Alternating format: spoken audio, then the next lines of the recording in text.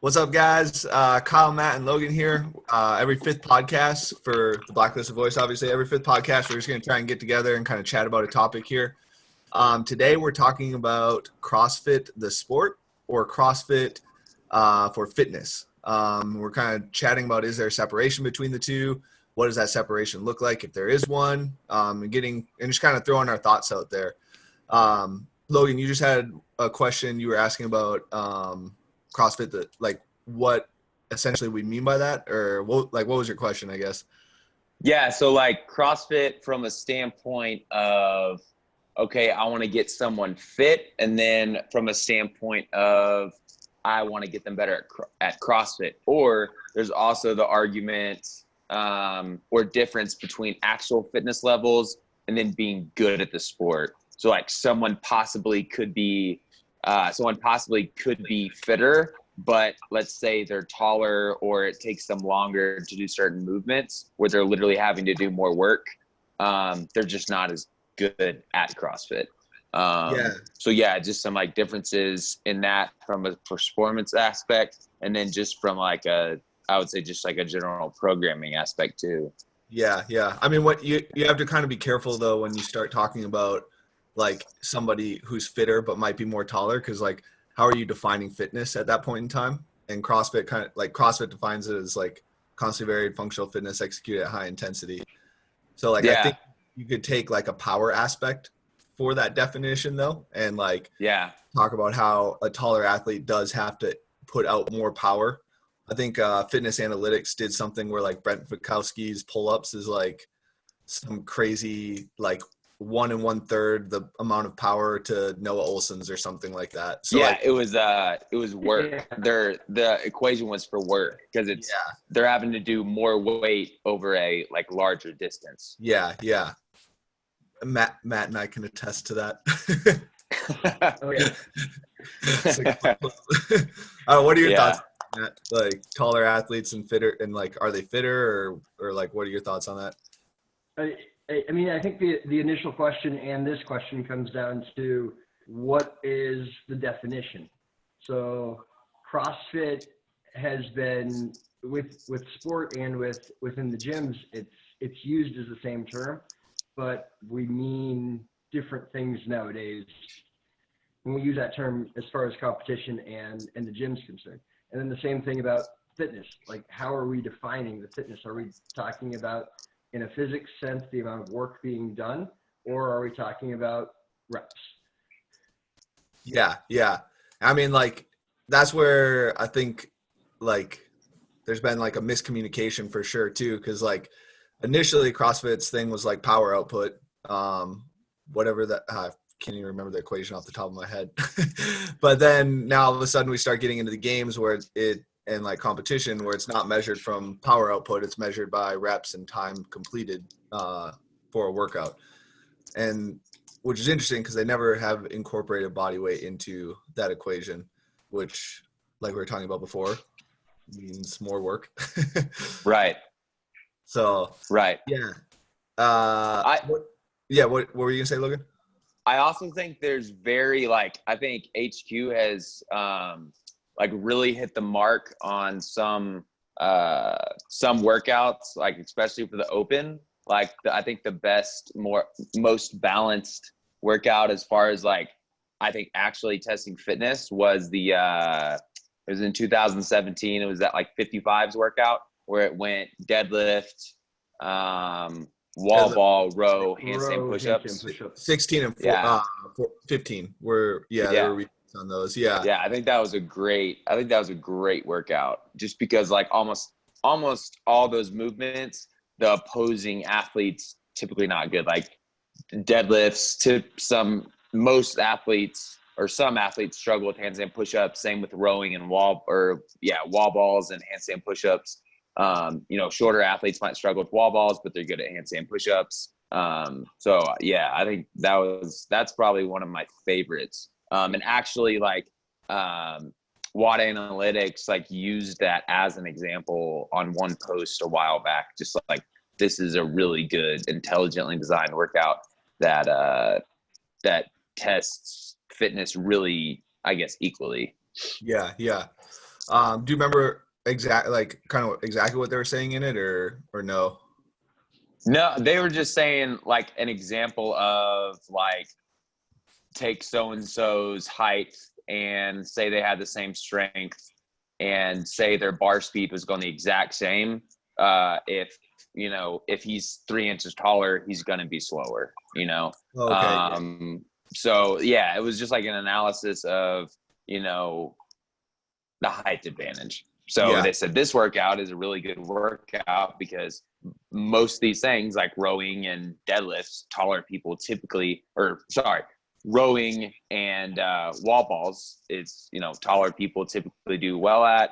And then, deadlifts, shorter people, it varies, but that was kind of their example for that. But I thought that was really good.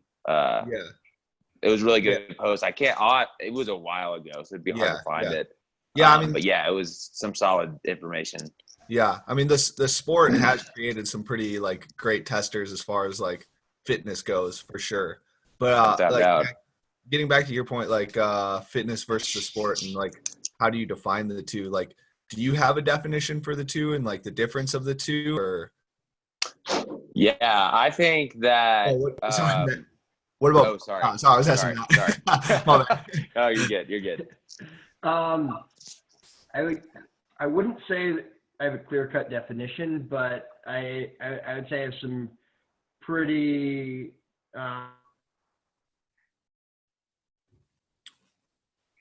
Your earphones went up. Oh no! Hopefully he can. We can see this or listen to it.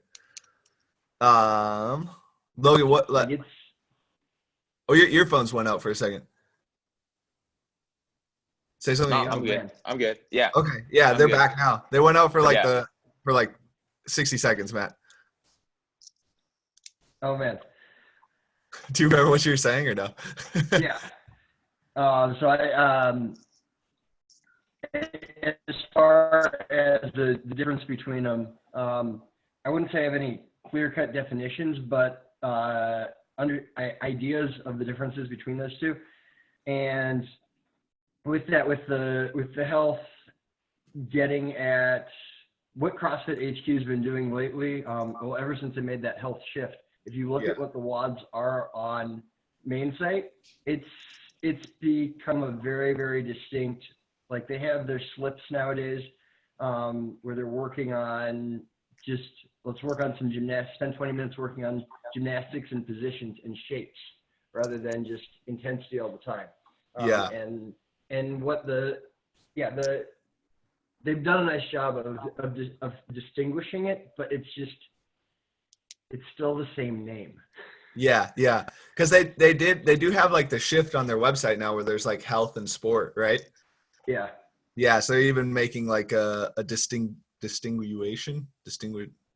whatever between the two, which is kind of interesting to see now that they're like 10 years into the road and like, or down the road.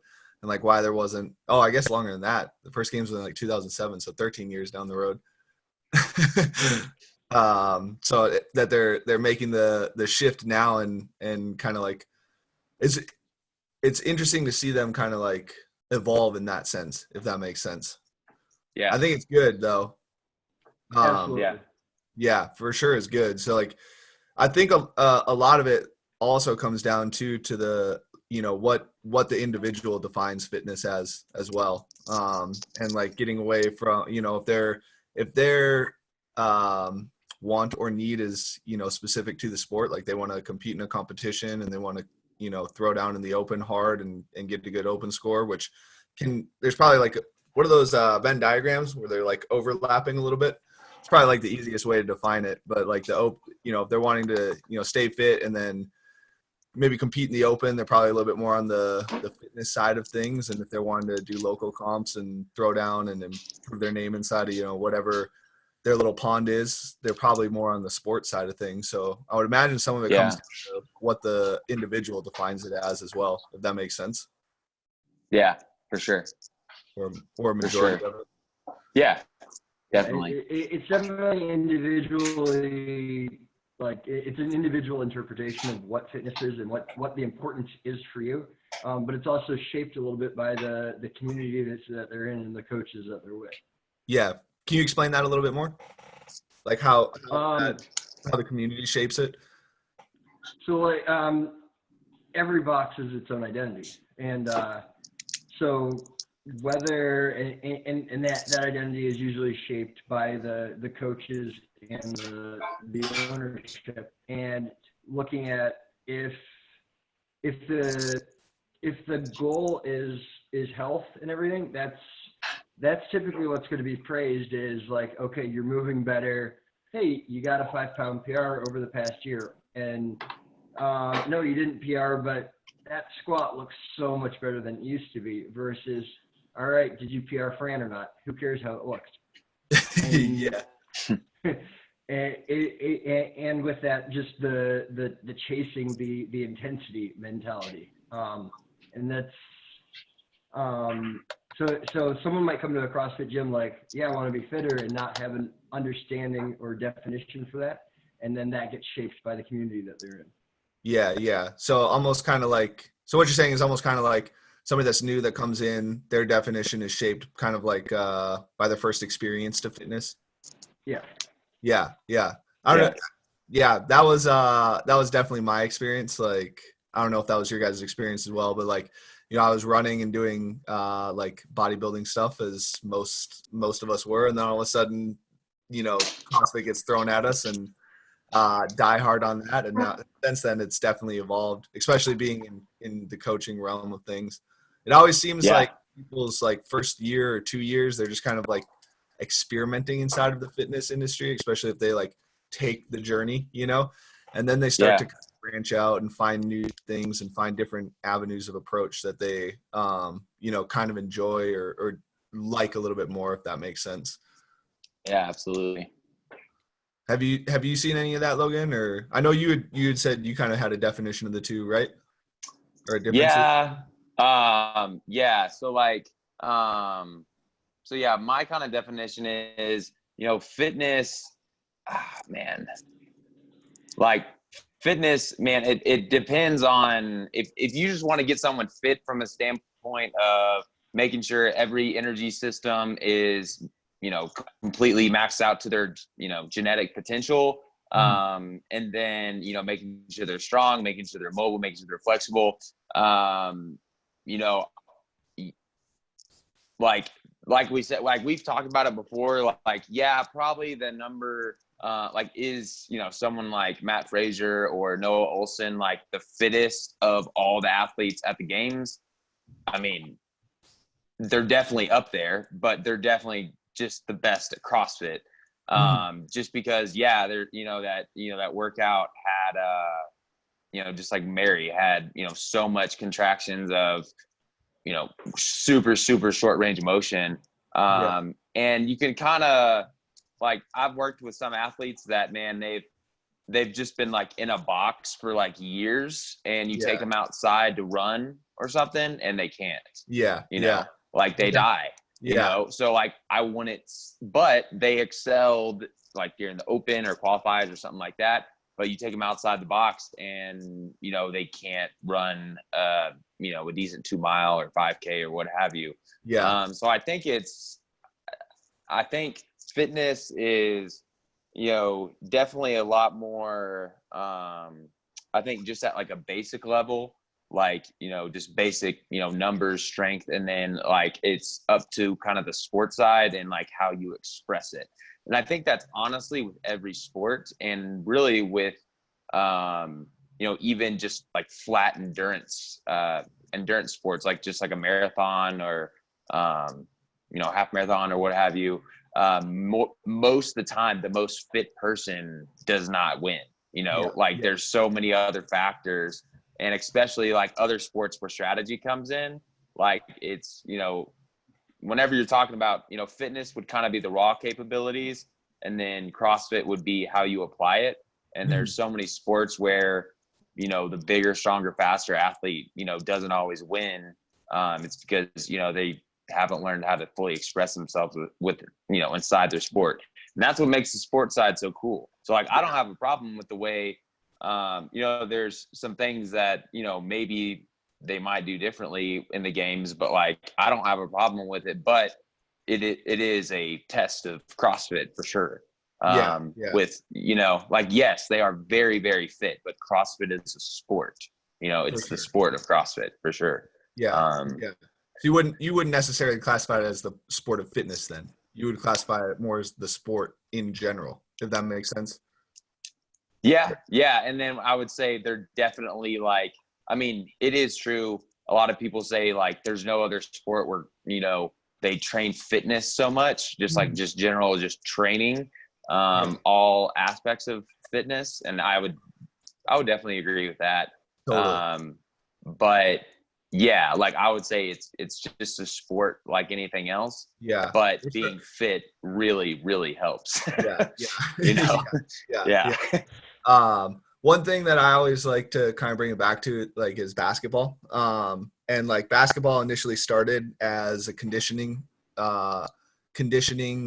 drill, I guess, for winter time. So athletes could be prepared for when the snow melts and they could go play. But then all of a sudden basketball evolved into its own sport. So that's kind of one thing but I mean, like you can still look at people that go and pick up basketball to stay fit, your local gyms and stuff like that. And like, it is a sport, but there's also like an aspect of fitness to it that comes along with it. So was it for hockey? I thought it was for was track and field or maybe really or something like that. Yeah, I'm not 100% on that, but I know I'm like 90% sure it was like developed for conditioning inside of the winter time. And then like it was a gym teacher. Cool. He like designed it. Yeah. And then it just like grew into a sport, Okay. So that's kind of like one thing. And like we're starting to see, HQ separate, the two, if that makes sense. As we've mentioned before, and you're starting to see a little bit more of the sport where you're getting, pretty good athletes making pretty good money inside of the sports side of things, and start to really push the boundaries of the game that you're not necessarily going to see at your local box anymore, if that makes sense. So for sure. I mean, maybe for sure. Maybe you have some freaks hiding in the woodworks. There's probably some in like local gyms too, just dunking on like 5'10" guys. Yeah. Dude, just dunking on 5'10" guys. But that's kind of what were you gonna say? I would say the difference between like, let's take any sanctional and then let's compare it to the way that they're going to do the Dubai Fitness Championship. That's is going to be more of a just general fitness rather than CrossFit. And then another sanctional, let's just say Wadapalooza was maybe more of a test of CrossFit just because it's as they have it right as a sport. As they have it right now, because it's testing. Like Matt, did you see those changes to Dubai? No. So Dubai this year, and for the listeners, Dubai this year is switching things up. They're going to have a qualification process again. Not sure what that will look like. It's going to be an online qualifier again. More than likely, it will probably be some sort of CrossFit thing. But they're going to take the top 20 from their qualifier. They're going to pay for their food, their flight, their lodging. I think they're going to get uniforms. Obviously, they get that every year. And then I think that everyone's getting a paycheck if they go out there. So, like, they're dishing out money. But what they're going to do is they're going to test 11 events. They're going to make a cut after the 10th event. And each event is a monostructural event. Kind of. We don't know that yet. But there's, like, gymnastics, running, biking, powerlifting, weightlifting, and, like, the list goes on, and then the last event is CrossFit. So it's almost like a decathlon, and just like, but of like all the elements that are tested in CrossFit, and then the final event is like a CrossFit test, if that makes sense. Yeah. It's a pretty interesting standard. It'll be interesting to see what kind of like, are they going to be straight up gymnastics tests? Like, is it MRAP strict pull-ups, or is it like 10-minute MRAP of strict pull-ups into strict muscle-ups, strict handstand push-ups, or something like that, where there's an element of the sport thrown into that, monostructural gymnastics piece or powerlifting piece or weightlifting piece. So that's what I'm kind of curious about is, are they going to switch things up to,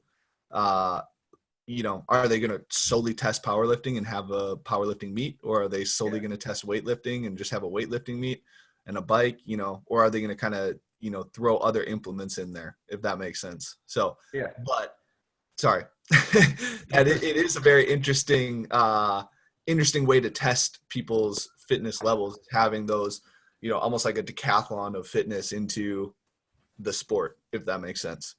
So that'll be very interesting to see and kind of get numbers from that and look at how that athlete might do, the winner of that event might do at the CrossFit Games. Like Matt Frazier will more than likely be there too. So it'll be interesting. Oh yeah. So I mean, $100,000. That's pretty crazy. That's the prize.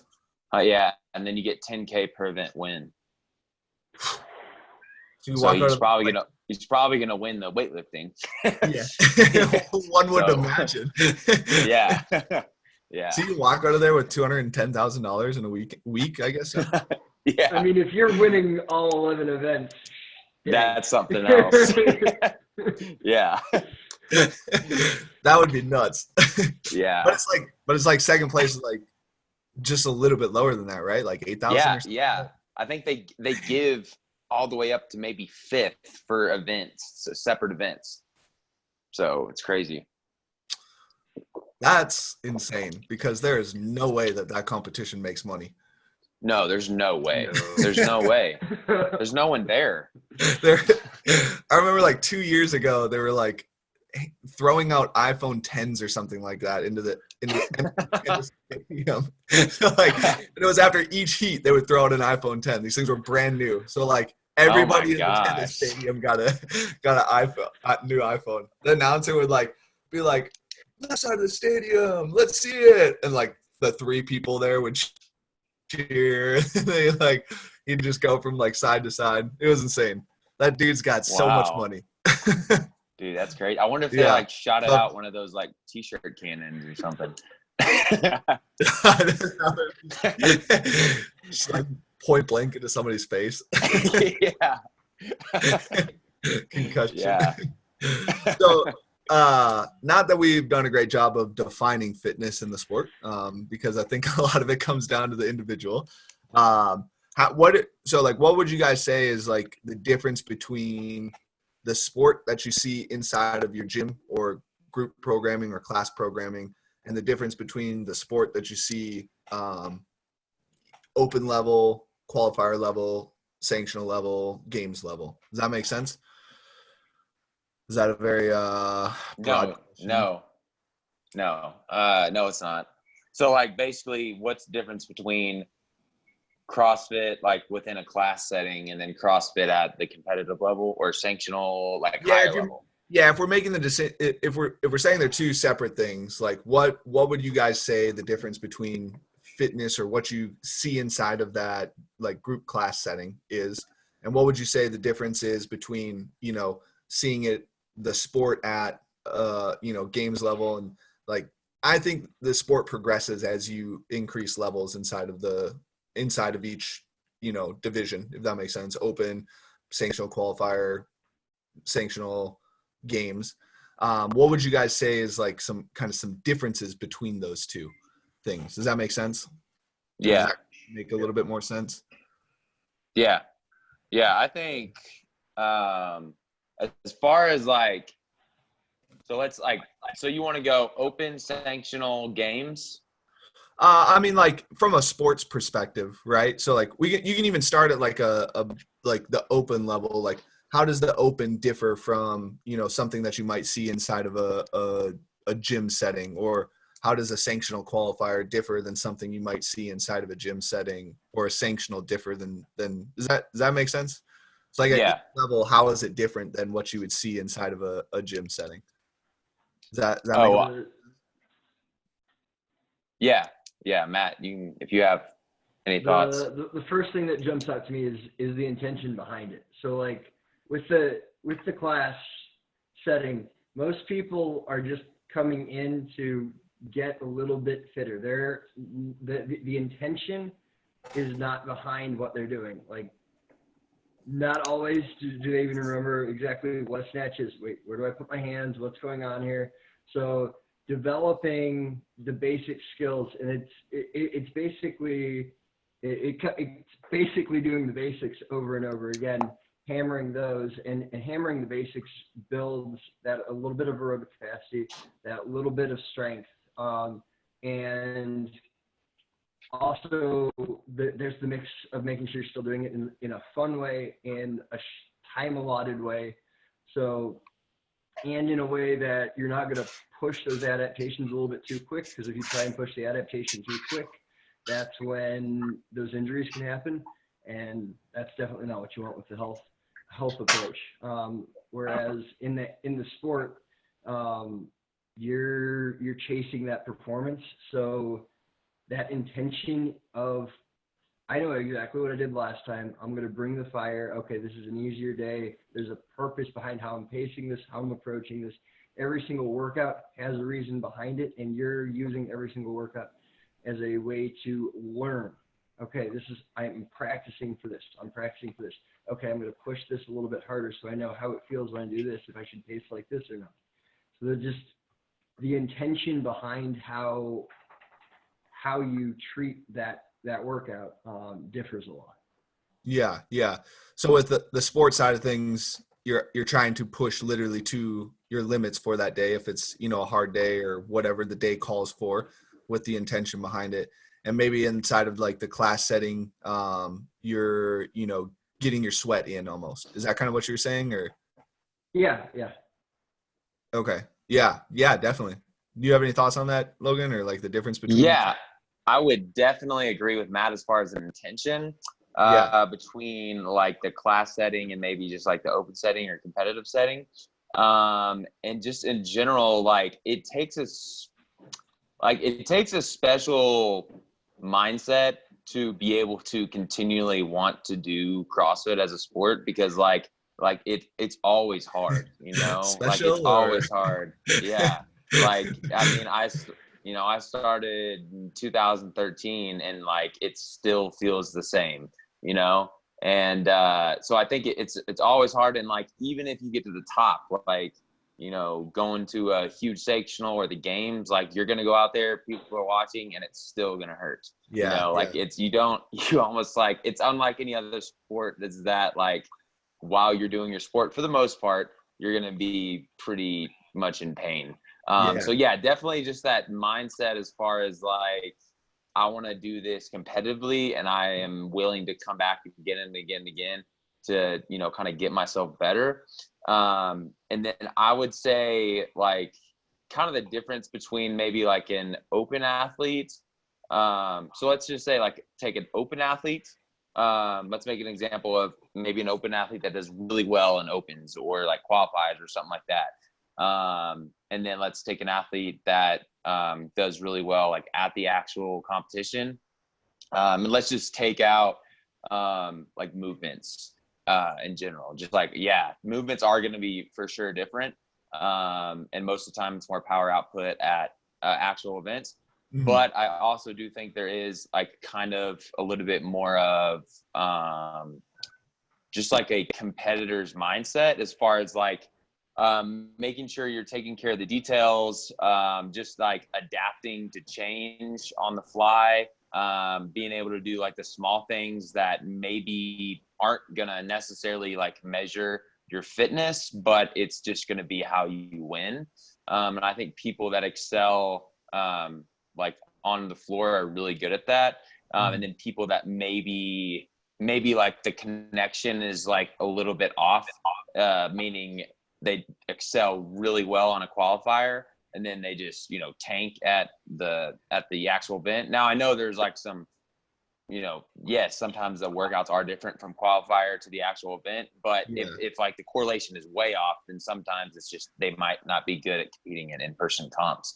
But from what I've seen, it's just, it for sure takes like a different mindset to be able to do it when you don't get to redo anything.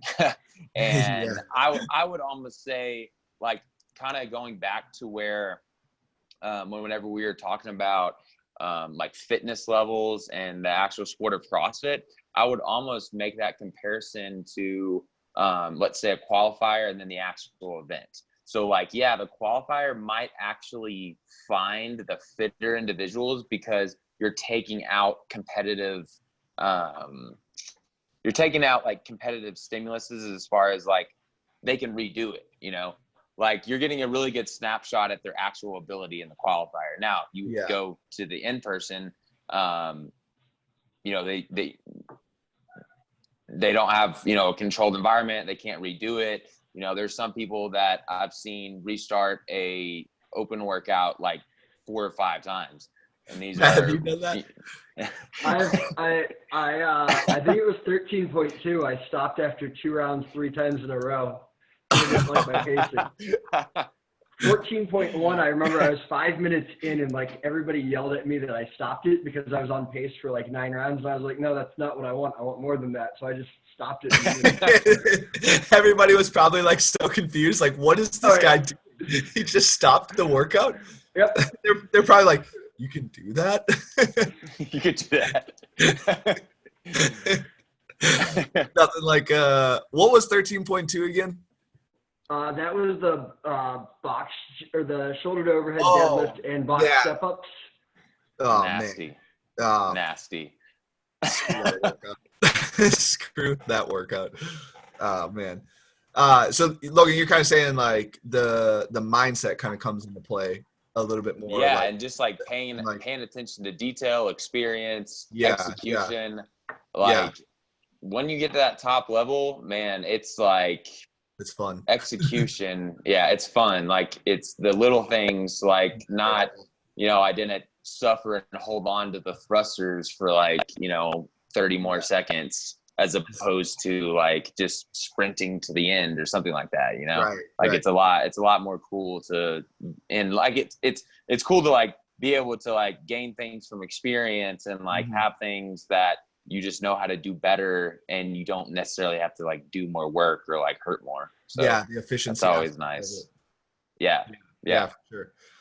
So if you guys are listening to this, obviously, maybe you can tell by now a lot of us have been involved in the sports side of things. But going back to kind of the health side of things, and Matt, you might be able to speak a little bit more on this, but like if somebody is coming into the gym, especially for CrossFit purposes and like, they're just trying to get a little bit healthier. What are some of the things like you specifically try and like preach to that individual as far as like health goes that you might not be preaching to the person that comes into the gym for, the sports side of things? Does that question make sense or? I know. So with the health side, it's not like I wouldn't preach these things to the sports side because you need to have that foundation of the health of work. But I would probably say I would take it even slower with building those basics. And a lot of people coming in from the health side, like the basics are, all right, we're going to work on getting to this quarter squat in the best position that we can for the day. And then we're going to do some easy rowing. And that could be the base. And it's for them understanding that it is a slow process. And in order to continue this process for the rest of their life, like adaptations take a long time. And just, and to understand that they don't need to try and get themselves fit in one day. Do a little bit so that they can be consistent and build the habit and learn to build the habit. Yeah. So you're trying to preach to them like it's more so long term and it's kind of like you're entering in to create a lifestyle change rather than you're entering in to kill yourself every day type. Yeah. So like what other things do you kind of talk about like lifestyle wise then, as far as like coming in to use CrossFit to improve their lifestyle? Are there any things like outside of the gym that you're looking for them to do or? So it's individual based too. But for some of them, it's talking about nutrition. For some of them, it's talking about stress, sleep. For some, it's just how to deal with stress. But I mean, at the same time, like those are all things that you're going to talk about with your or sport athlete too, because that all matters. Yep. So it's,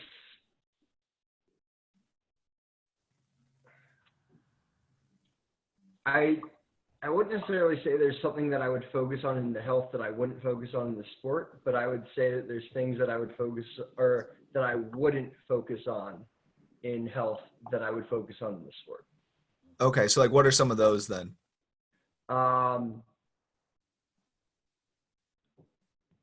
So for that, if we're focusing on health, like building to like a true max isn't super important.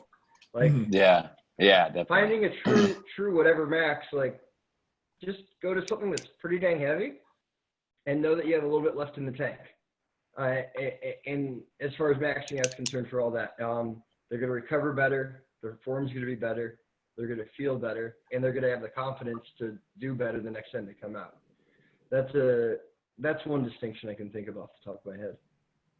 Yeah. Do you guys also find that if you are doing the sport, sometimes that sport drives a little bit more of kind of those health metrics of sleep, nutrition, stress, maybe not stress management as much, but you know, some of those other like metrics, like you want to get good sleep because you want to come in and train hard in the day, and like you want to make sure that you're eating correctly so that you can come in and, you know, kind of kill it the next day in the gym. Have you guys found that some athletes are that the sport drives some of those things for athletes, or has it been kind of like vice versa? Oh, it definitely drove it for me, for sure. Yeah. Like when I started taking like CrossFit more seriously, like my lifestyle was like very different. How did it change for you then? So like just as far as diet, like I, weighed and measure everything. I never drank. Always made sure to get good sleep. Yeah, I mean, basically did everything that I possibly could to make sure that, everything for training wise I was hitting my max potential. And for me, I mean, like, I know some people, like, it doesn't mean that you can ever like have a drink or like have a cheat meal, but like, we've had this conversation. We'll just say it. If you're trying to be competitive in CrossFit, you become a psychopath. Yeah. That's basically what it comes down to. Yeah. I like that quote from, I think it's Charles Poliquin, who's, what does second place taste like? Tastes like cake because you ate it. That's so hardcore. Oh man, that's awesome. That's awesome. Yeah, I mean, it requires like if you are, so Matt kind of chatted a little bit about adaptation, how like in health we want adaptation to come a little bit slowly. Well, in the sport we want adaptation to come as quickly as we possibly can. So we're trying to push those metrics as much as we possibly can to get you as good as we possibly can in the time period that we have. So there's always a window for sport. So we're trying to push your genetic potential and push you to your genetic potential as fast as we can. And the more stress we can take out of your life as far as like fueling properly, sleeping correctly, setting up your lifestyle to train hard, the more we can push you inside of the gym, and the more, adaptation currency, I think, is the big thing TTT uses, but adaptation currency you have to spend inside of the gym.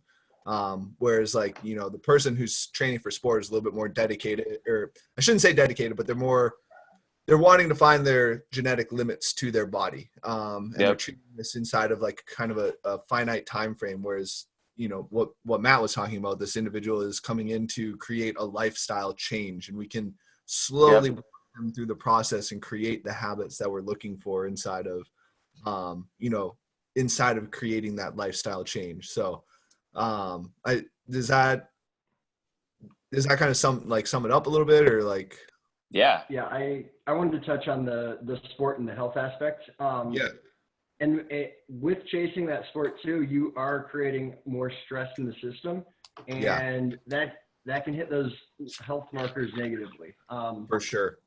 Personally, like I had like a couple of years where I was doing lots of intense like pain work on machines where I was like sprinting for like 20 seconds on the bike, and I'm a power athlete, so I can mess myself up on the bike. So it would be like 8 sets, 20-second sprint on the bike, 1 minute and 40 rest, and like I'd puke 2 or 3 times during those workouts, and like my gut health like is still recovering from all of the glycolytic work that I've done. Yeah. Like it's just it's a side effect that can take a hit of your health markers when you do push that sport. For sure.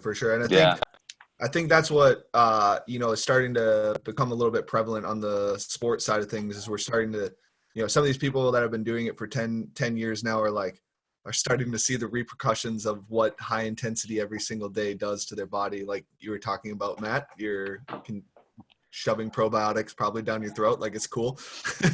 And I'm a byproduct of that as well. I hurt every single day when I was, competing in the sport, and we're trying to help other people along the way to, train a little bit more intelligently and take some of the stress that the sport does induce and make sure that they're not, destroying themselves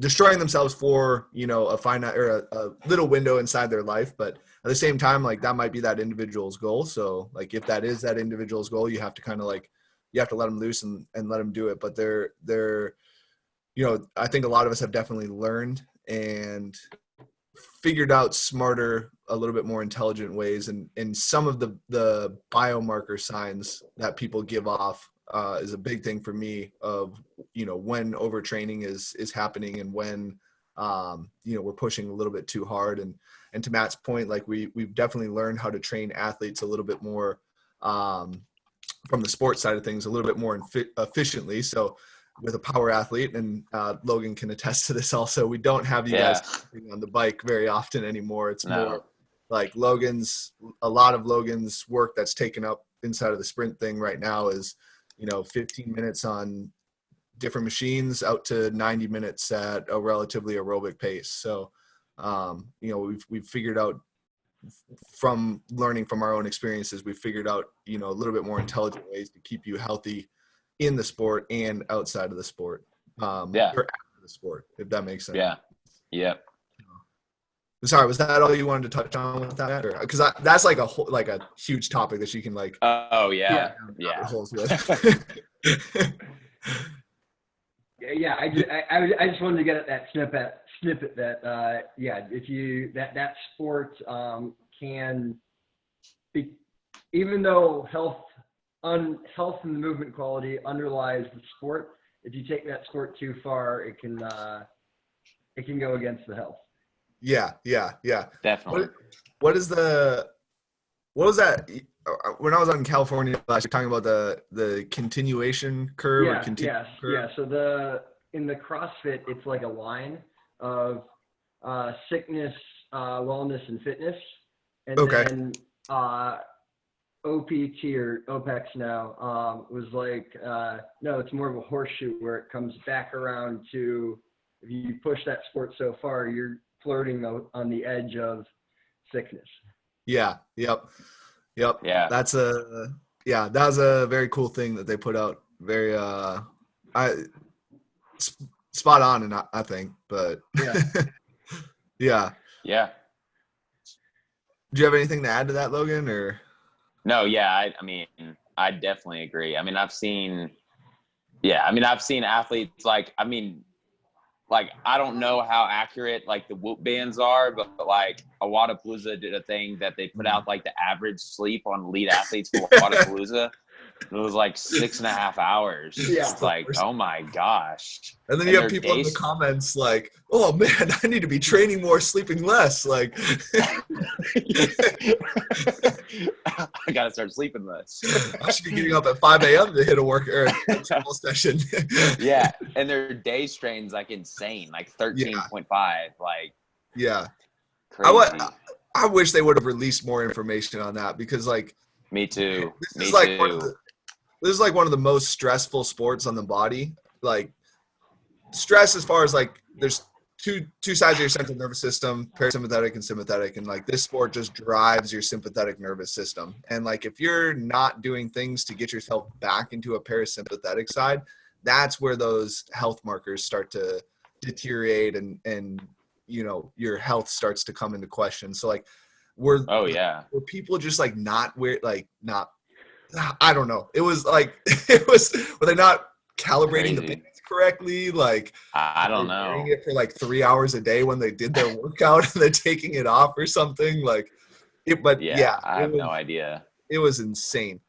I mean, you look at most professional athletes; they're sleeping 9+ hours a night, and now all of a sudden, and like most of their sports aren't as like physically demanding as CrossFit is. Yeah. Minus football, I think, but a lot like tennis and basketball and like. But you just have huge off seasons. Like those other sports, huge off seasons. Like football, you play 3 to 4 months and you're done. Yeah. I mean, yeah. Now, I don't know. You get what, a month or two after the games before you need to do the open? Yeah. Yeah, seriously. There's a reason that there's a tab called health, and there's a reason that there's a tab called sport on their website. Yeah. But yeah, it's like now more than ever, you have to be like really smart about how you run your seasons. I think for like Logan is still involved pretty heavily in the sport, and like right now his season's been set up where he's got a big chunk of competitions in the month of March here. And then it's looking like we're going to have a little bit more or a bigger chunk of competitions closer into like the May and June time frame. So he's going to have a little bit of time off. And then depending on what happens at all those, we'll have a little bit more downtime before his next competition. So it's almost looking like you're having your off seasons are like sporadically like placed in between your competitions now, where you have like a 3 month now you're gonna take a 6 week deload, and then we're gonna ramp you back up because you won't be like fully conditioned at that point in time. Like so I don't know, I think the sport's still trying to figure out exactly what a good periodization model for it is going to look like. And I think like 2 or 3 years down the road, we'll really start to see what this does to this model specifically, like what it does to people's bodies. So it'll be interesting to see. But just be in a sympathetic state for 11 straight months. Oh yeah, and then that 1 month will offset it, right? Yeah. You could legitimately probably just do that, not train for that whole month, and come back fitter in that 12 month. Just like take a whole season to overload the system, and then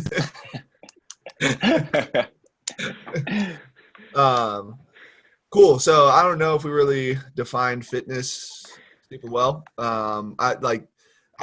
We're an individualized coaching company, so our definition is the individual's definition. I think, and that's like I think that's the best way to run fitness is experiment and find things out for yourself. And if CrossFit's definition of fitness is your definition for the time being, like run with that, but your definition can always evolve, and you can always change it, and you can always find new aspects of sport that are involved in fitness. So I personally, that's kind of my definition, is you just got to explore and you got to find new things and figure out what's important to you, whether that be health or the sport, and then try and optimize whatever it is you're doing to the best of your potential. And that's kind of where the coach comes in, is helping guide you along those ways or along that path, by whatever you define fitness as or sport as.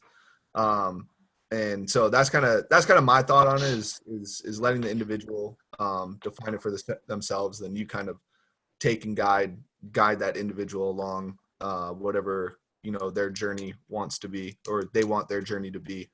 So I know we chatted a little bit more about the sport. all of us were pretty heavily involved in the sport, but we all have clients now that are kind of outside of the sport and doing that thing that I just mentioned, finding and exploring fitness. And seems like people are, I don't know if you guys have seen this trend or not, but it seems like people are gravitating a little bit more towards like the bodybuilding side of things again. Have you guys seen that at all? Or I've seen that. I don't get it though. That's one thing that, I mean, I know everyone's different, but I would just never ever do. Yeah. Like well, after CrossFit, like I mean, I'll do like triathlons or something, but I'm not doing bodybuilding.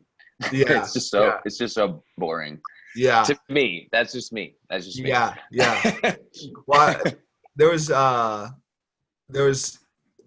guy on YouTube that I saw that had I guess neurotyping. Well, actually Bo, he was on the last podcast. He linked me to them, and he had like a bunch of neurotyping of like individuals, and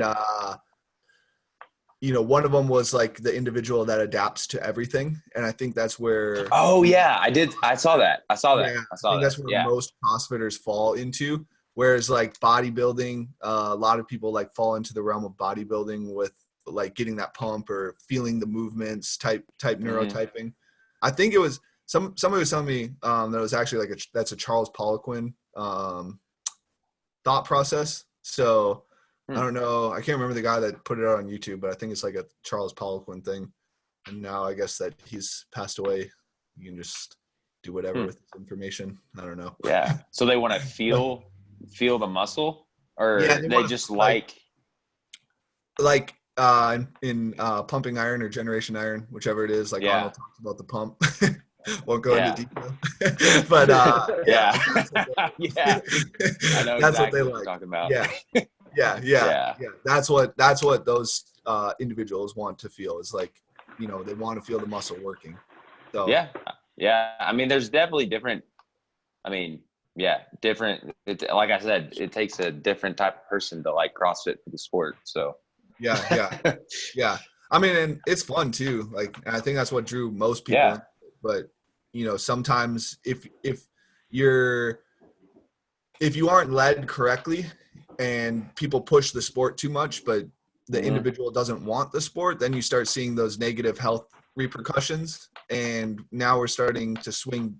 Most people come in, they want to look better naked. Well, you can do a lot of that with bodybuilding-esque type protocols, and now you have CrossFit.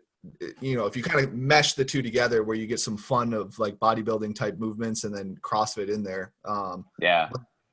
Like one thing I've been doing is like giving people like a 20-minute MRAP, and then, they do a machine, and then maybe they do like an arms circuit inside of like their MRAP, and then they go back to their machine. So they're like doing a bunch of lactate for their arms, and then they go back and just kind of like maybe do like a legs only assault bike and like flush some of the lactate out, and then they come back and do upper body pump. So that was one thing that I've been getting. But I think with the addition of CrossFit into the bodybuilding realm, like you're seeing a lot more creativity inside of the bodybuilding realm, which makes it a little bit more fun for individuals. For sure.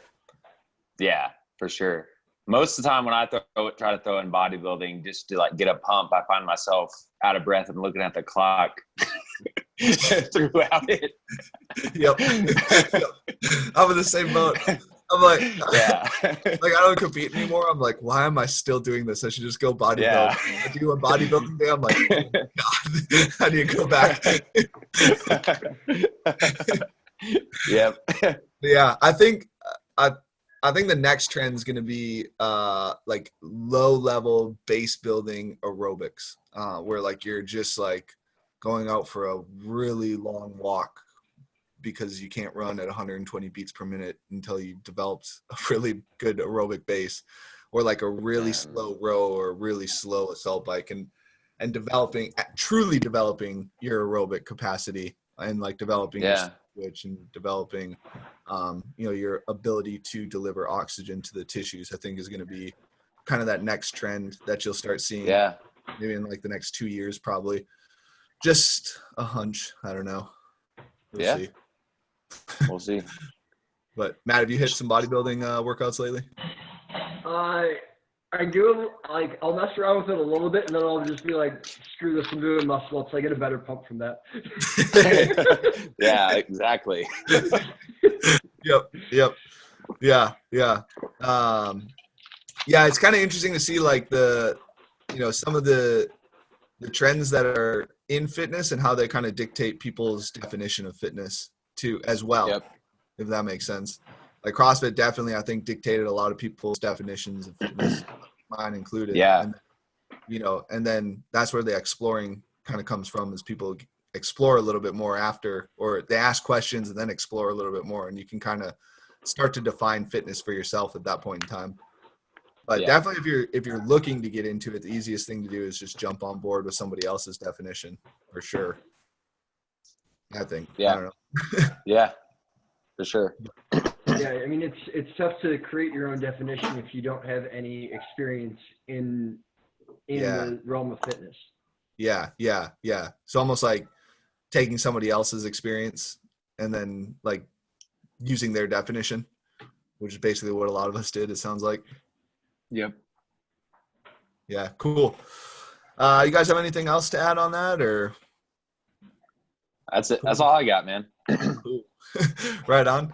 Well, I hope you guys enjoyed the podcast. If you guys are listening from our email link, make sure you guys subscribe via either iTunes or Spotify. I don't know if you can subscribe on Spotify, but if you guys are listening via the email link, you can subscribe to our podcast on Apple Podcast. And then if you guys subscribe to our YouTube channel, we also upload them there. We also have a couple other videos up there, so you guys can subscribe to that. So hope you guys enjoyed this. Let us know if you guys have any other thoughts. Hope this was informative. Not really sure if it was or not. We kind of just threw a bunch of ideas out there, but hopefully it gets you guys to think a little bit more and ask some questions about your fitness and what you guys truly want out of fitness. So cool. Yeah, we'll see you guys in 5 episodes.